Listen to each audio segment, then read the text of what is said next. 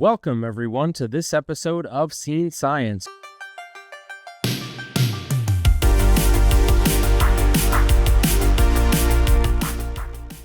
where I break down exceptional scenes in film and television to explain what makes them so effective. The best scenes often convey information far beyond the text of the script. Motion, framing, lighting, and design and editing all contribute heavily to the language of a film or scene.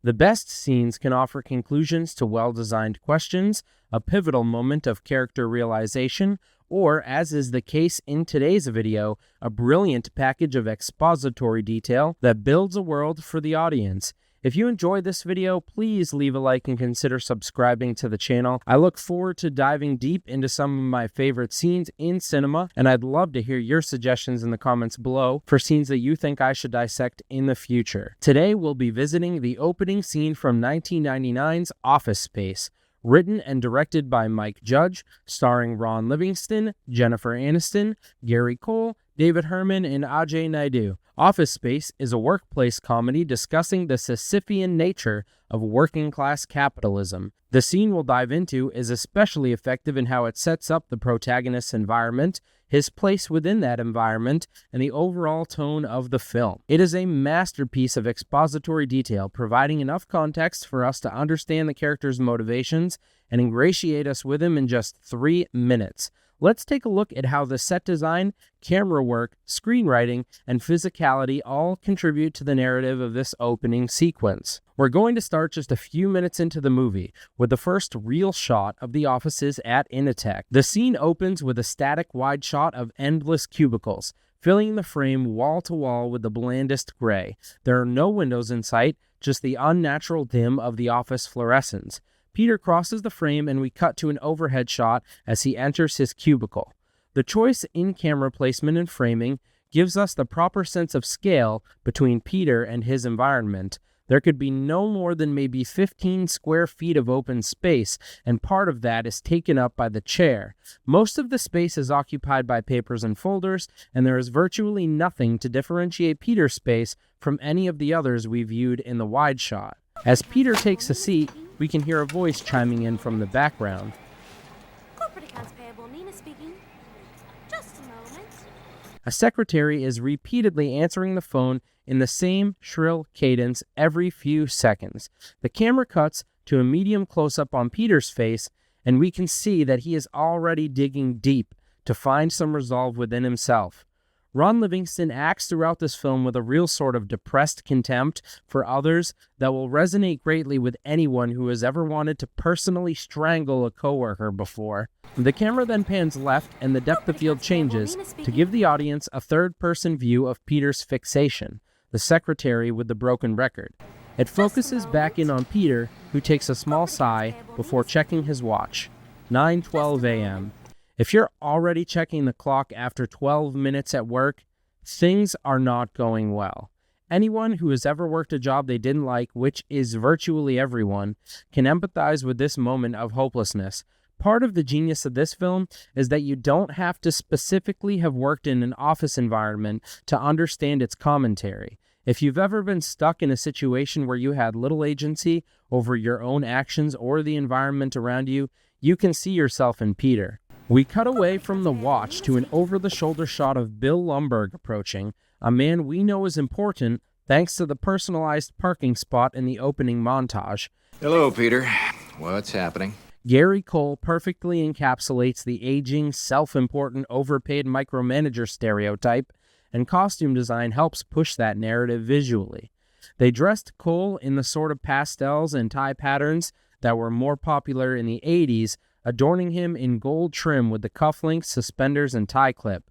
What appears to be a large gold class ring sits on his right hand, a nod to the glory days, and we always see Lumbergh carrying around his coffee cup in the way that only a man who intends to spend little time at his own desk would. From there, we have back and forth cuts to medium shots of either character as a conversation ensues. We have sort of a problem here. Yeah, you apparently didn't put one of the new cover sheets on your TPS reports. Oh, yeah. I'm sorry about that. I forgot. Yeah.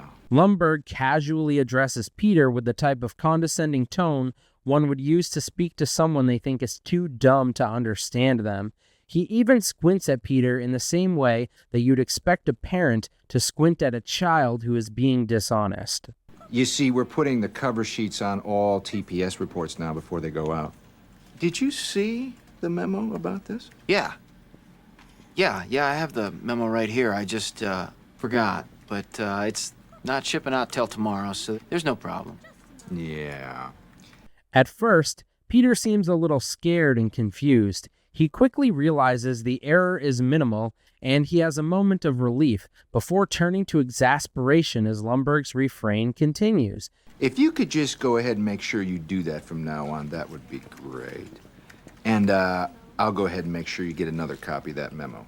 Gary Cole's smug mannerisms and vocal disdain are almost bordering on satire, but anyone who's worked for a boss that clearly thought themselves superior knows this character is believable. This is a very sympathetic film to the working class, and the types of people who are analogs for Lumbergh in real life probably don't see the irony or the humor of this movie. Okay? Yeah, no, I have the memo. I've got it. It's right. Hello, Phil. What's happening?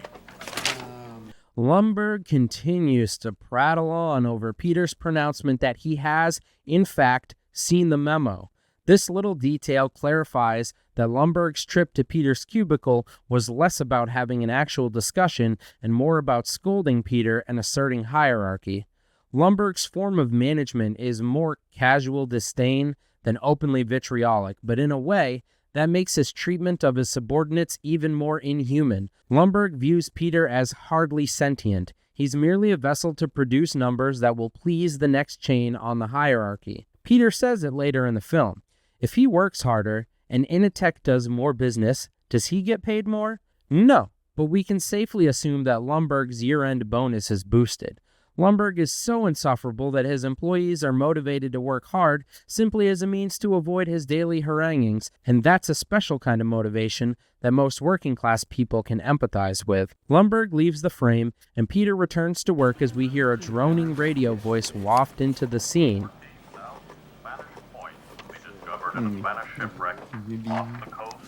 We get a really fun bit of camera work as Peter pops his head over the low cubicle wall to ask his coworker Milton to turn down the radio. We cut from a medium close-up on Peter's face to an over-the-shoulder shot that depicts both characters in opposite corners of the frame. Milton. This shot continues to build the geography on the office, depicting the close proximity in which everyone is forced to work, while also exposing the lack of privacy. Everyone's space is open to anyone at any time. Hi.